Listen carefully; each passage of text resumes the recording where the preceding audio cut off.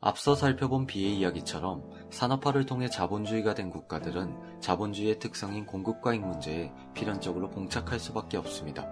그리고 결과적으로 수요를 늘리기 위해 새로운 시장을 개척해야만 합니다. 또한 시장을 개척하는 가장 좋은 방법은 식민지를 만드는 것입니다. 이는 산업화가 빠르게 진행된 유럽이 필연적으로 거칠 역사의 방향입니다. 실제로 산업화된 유럽의 국가들은 식민지를 차지하기 위해 세계로 뻗어나갔습니다. 영국은 인도로 갔고, 스페인은 남미로 갔고, 프랑스는 아프리카로 갔습니다. 그리고 그곳에 식민지를 만들어 자국에서 만든 생산품을 강제로 판매했습니다. 즉, 산업화된 유럽의 국가들은 식민지를 확보함으로써 자본주의의 문제점을 해결했고, 이렇게 산업화된 국가들이 식민지를 차지하기 위해 경쟁했던 시대를 제국주의 시대라고 합니다. 우리는 여기서 주목해야 할 국가가 있습니다. 바로 독일입니다. 독일은 유럽 중에서도 산업화가 늦어지면서 뒤늦게 식민지 경쟁에 뛰어들었기 때문에 더 이상 차지할 만한 식민지가 없다는 문제점을 만나게 됩니다. 이미 앞서 산업화한 열강들이 식민지를 모두 차지했기 때문입니다. 결국 독일은 자본주의 특성에서 발생하는 공급과잉의 문제를 뒤늦게 봉착하게 됩니다. 새롭게 개척할 수 있는 시장이 없으니 말입니다. 이렇게 전전긍긍하고 있는 가운데 독일에게는 좋은 기회가 찾아오게 됩니다. 독일의 동맹국인 오스트리아의 황태자가 러시아 지역에서 민족 문제로 암살을 당한 것입니다.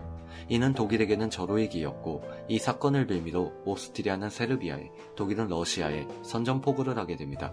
그리고 이는 제1차 세계대전의 서막이 되게 됩니다. 제1차 세계대전은 1914년부터 1918년까지 약 4년 동안 지속되었습니다. 표면적인 원인은 앞서 말한 것처럼 오스트리아 황태자가 암살당한 사건입니다. 이를 계기로 오스트리아와 독일이 러시아를 상대로 선전포고를 했고, 러시아의 동맹국인 영국과 프랑스가 전쟁에 참전하고, 후에 미국도 참전하면서 세계적인 전쟁으로 확대되었습니다. 그런데 여기서 우리는 한 가지 의문을 가질 수 있습니다. 만약 오스트리아 황태자가 암살되지 않았다면 제1차 세계대전이 발발하지 않았을까요? 사실 역사에서 만약 그런 일이 없었다면 이라는 가정은 별로 의미가 없기는 합니다. 왜냐하면 가정만으로 예측하기 힘든 변수가 너무나 많기 때문입니다. 하지만 만약 오스트리아 황태자가 테러를 피할 수 있었다 하더라도 제1차 세계대전은 막을 수 없었을 것입니다. 왜냐하면 제1차 세계대전의 근본적인 원인은 황태자의 암살이 아니었기 때문입니다. 사실 세계대전의 본질적인 이유는 독일이 전쟁을 원하고 있었다는 것입니다. 그렇다면 왜 독일은 전쟁을 원했을까요? 바로 뒤늦은 산업화로 식민지 경쟁에서 도태되었기 때문입니다. 당시에는 공급과잉의 문제를 식민지만이 해결할 수 있었습니다.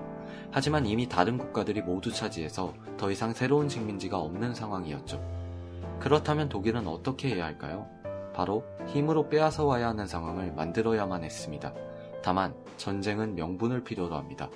그리고 때마침 오스트리아 황태자의 암살이 독일에게는 좋은 명분이 되었던 것입니다.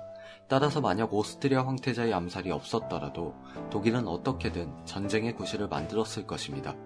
이는 독일이 나쁘거나 악독하기 때문이 아닙니다.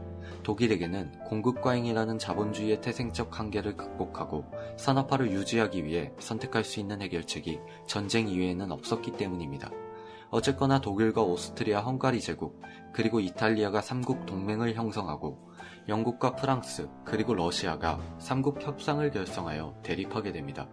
영국과 프랑스가 러시아에 협력한 이유는 단순했습니다. 급속히 성장하는 독일이 자신들의 식민지를 위협한다는 것을 알았기 때문입니다. 따라서 식민지를 지키기 위해서는 독일을 저지해야만 했습니다.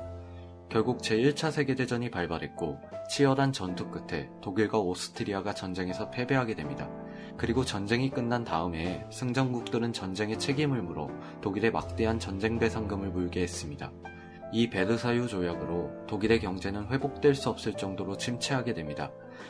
이렇게 공급과잉이라는 자본주의의 특성으로 인해 발생했던 국가 간의 갈등은 제1차 세계대전으로 기결되었고, 이후의 세계는 다시 안정화되었습니다. 다시 B의 이야기로 돌아가 볼까요? 전쟁 후 B는 국가가 관리해주는 식민지에서 안정적으로 구두를 팔 수 있었습니다. 더구나 돌이켜보면 B에게는 전쟁이 나쁘기만 한 것은 아니었습니다. 전쟁 중에 군에 구두를 납품하면서 재고를 모두 처리할 수 있었을 뿐만 아니라 밤을 새워 공장을 가동해도 군의 수요를 따라가기 힘들 정도였기 때문입니다. 즉, 전쟁은 막대한 수요를 창출했고 이로 인해 공급과잉이라는 자본주의의 문제점을 일시적으로 해소해 주었습니다. 실제로 다수의 민간인은 고통스러울 수 있으나 전쟁은 일부 부르주아 혹은 일부 국가들에게 막대한 부를 창출해주기 때문에 자본주의는 전쟁과 가까울 수밖에 없고 전쟁은 자본주의 국가들을 항상 유혹하게 됩니다. 하지만 이러한 비의 기쁨은 오래가지 못하고 다시 같은 문제를 반복하게 됩니다. 우리는 다음 편에서 이러한 반복되는 문제를 포함한 세계 경제대공황과 제2차 세계대전을 살펴보겠습니다.